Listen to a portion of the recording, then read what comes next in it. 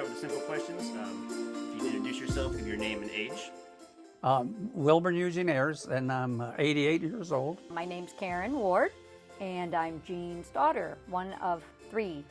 My name is John Drago. I'm Gene's grandson, 39 years old, and I brought that tree home in 1991. The tree was an Arbor Day project that the city was putting on for first grade kids. All kids in first grade got a tree to take home for Arbor Day, and I assume 99% of them didn't make it. The one did, and it's now 40 feet tall in the middle of the front yard. My dad planted everything. So anything anybody gave him, flower seeds or plants, he put them in the ground. He was big into gardening, and, so when he put that tree in, I thought it looked kind of funny. I was like, that tree looks kind of weird in the middle of your front yard, because it was only like 6 inches tall, and he just left it there and let it grow. It was no big deal. It's just he brought it home. He had this little bag, and he says, "Can we plant this tree?" And I told him, "Go get a shovel, kid, and we'll put it in." And that's what we did. And all we did was sit there and watch it grow, So all those, 32 years or whatever. So, yeah, and there it is. And over the years, we just thought it's like the perfect shape of a Christmas tree. That's why I always wanted to, have it lit for him, because it was just such a perfect shape. Actually, I've wanted to do it. And just never, well, I didn't really want it when it was smaller and that, but I've always thought about it, and I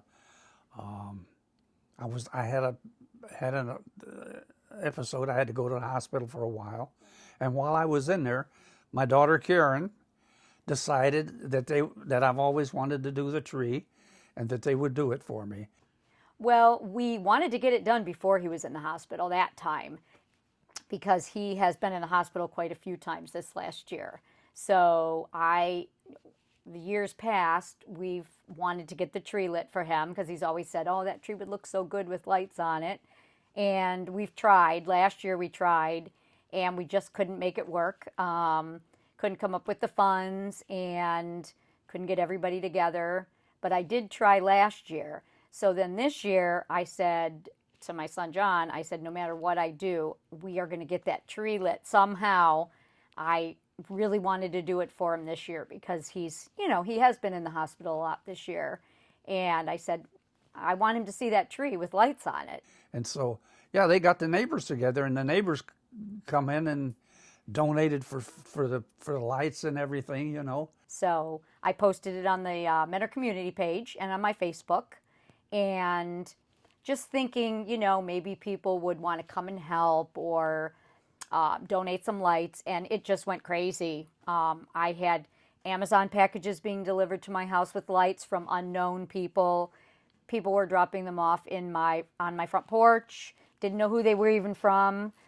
People were sending me messages, wanted my Venmo so they could send money and to get the bucket truck. And it just snowballed. And I finally said to John, I said, I think we're going to be able to get it done. Honestly, the tree has always kind of been a thing because it's so big. I never really thought too much of it.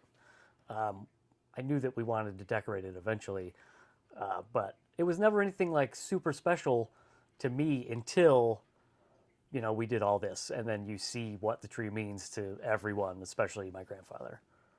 My dad then ends up in the hospital like 2 days before Thanksgiving, and I said, oh no, he's not going to be here. And people were saying, are you going to cancel it and reschedule? And I said, no, this is going no matter what. If I have to FaceTime him from the front yard, we're going to get this done. So we went and picked up the lift truck. I have experience running a bucket truck. I did it for many, many years with the city of Mentor, and the highest I ever went in that truck was like 38 feet.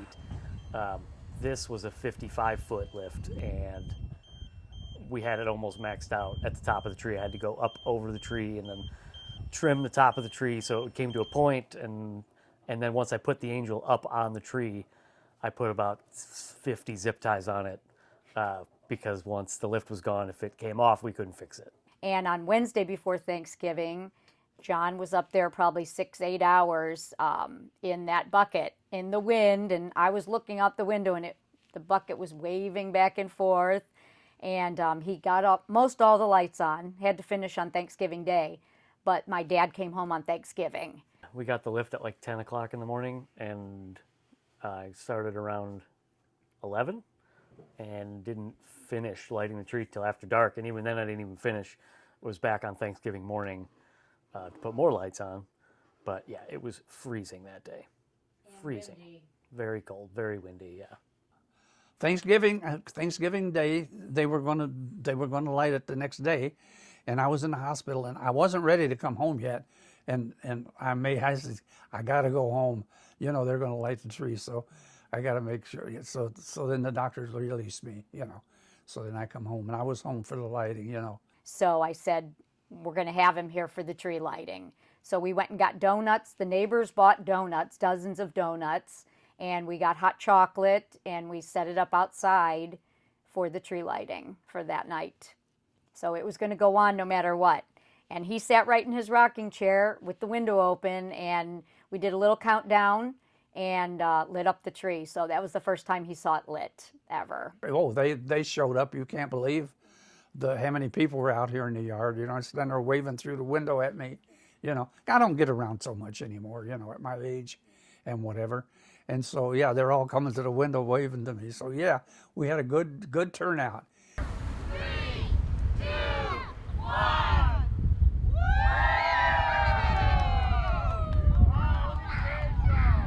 No, I never thought it would become such a big deal. I figured people would drive by because it is amazing. I drive by almost every night still. I jump in my car and go around the block because I think it's so pretty. But we never thought it would get attention from, you know, media or the news or anything like that. I mean, that was not the intention. The intention was just to get the tree lit for him.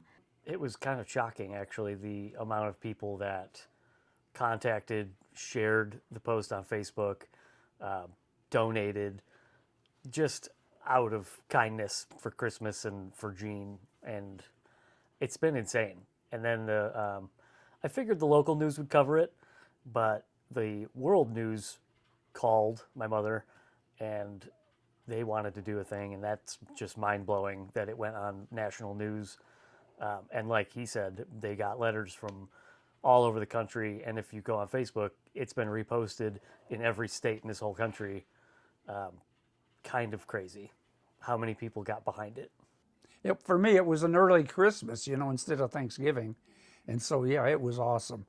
And it still is. It's something that's like, you know, my God.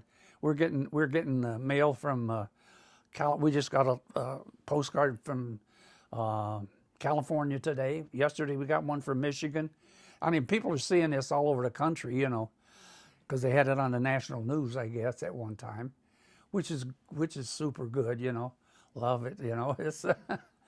It's just been kind of a whirlwind. It's been exciting, but for us, we're so like just normal down home people. We never thought we would be on TV or on the news or anything. A lot of excitement out here, you know, for sure. So and you know, it's good for the city too, and not just me. It's for all of us, you know. We're gonna light the tree every year, hopefully. I mean, we're gonna leave it up there, and that angel's been holding steadfast up there in the wind and everything. So yeah, we'll definitely keep it lit. I mean, if people enjoy it, we will keep it on. Yeah, we did the lighting ceremony on Black Friday, the Friday after Thanksgiving, and obviously the lights are just going to stay on the tree from this point on. And so I was talking with my mother about we can have it on for holidays, and then yes, an annual tree lighting every year from this point on. This is Christmases and more Christmases, you know. So yeah, it's great, and we're all enjoying it, every one of us, you know. It's been amazing. I mean, we really want to thank everybody in the community, the police department, and it's not just our community either. We've got help from other, you know, Eastlake, Willoughby, Madison. So it's been really spreading around outside of Mentor. So I mean, we couldn't have done it without everybody's help. So we are very thankful that everybody donated and helped us out. You can't thank them enough. I try to, but you can't thank people enough. It was awesome. Yeah, it was really good. And believe me, we appreciate it. And I'm glad everybody's enjoying it as much as we are. Yeah, and this is awesome. Just wanted to thank everybody for everything, for getting behind it, for listening to the story, for sharing the post, for donating, just for my grandpa. It's insane.